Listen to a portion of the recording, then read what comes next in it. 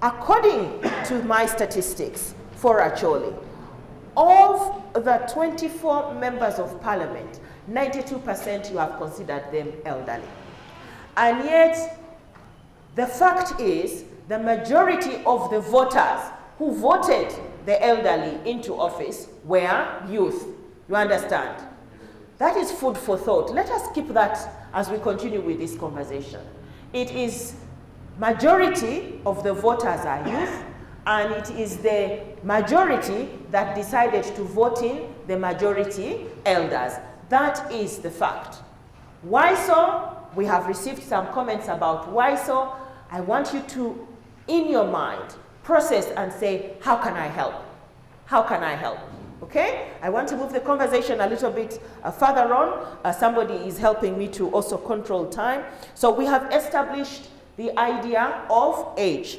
According to the invitation that I was given by our hosts, CARS, and their partners, they said that the main thematic areas they wanted to capture in this Space Accountability Week included gender-responsive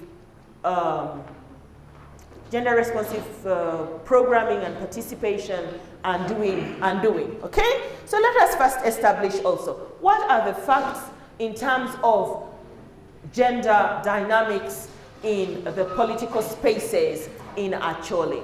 Again, I will use the listing of members of parliament.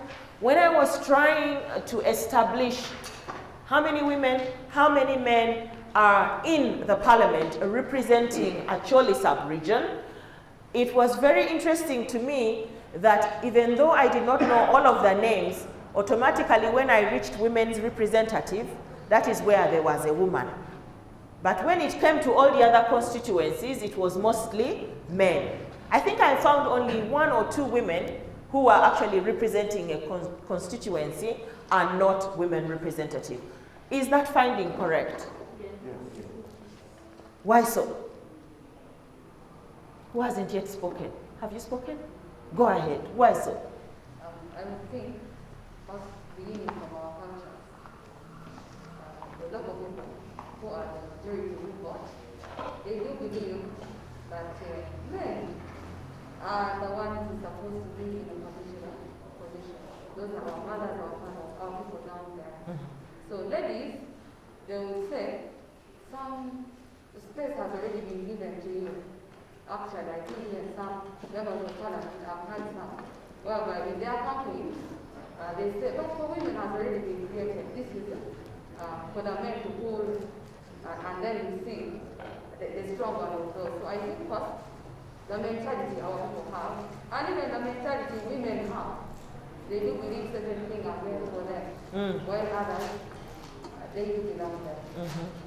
So there was a significant pattern in which the seat allocated to women, affirmative action, is the seat that was taken up by the women.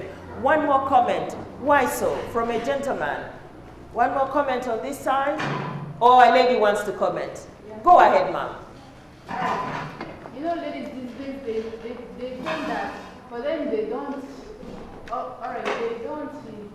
they give space always to men, that for them they ignore themselves, that they cannot manage. In fact, they can manage more, but they just ignore themselves. So the women themselves are saying, we cannot manage those constituencies, isn't it? Okay, there is a seat in front here if somebody wants to sit. I think it's empty, this seat here. Okay, so yes, go ahead. One comment from the gentleman, and then we will sort of tie this in a little bit. Yes, well, thank you, Marleta. No, you know, people perception is very different. Other people, they start having they have their weak sex. They don't always consider them, because when it comes to decision making, they can easily lean on something.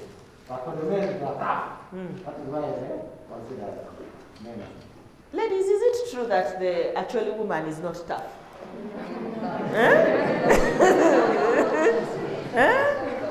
So we are establishing why so. We have established that the fact is that when it comes to electing participants to represent our community, our societies in political office, there is a tendency to favor the man over the woman.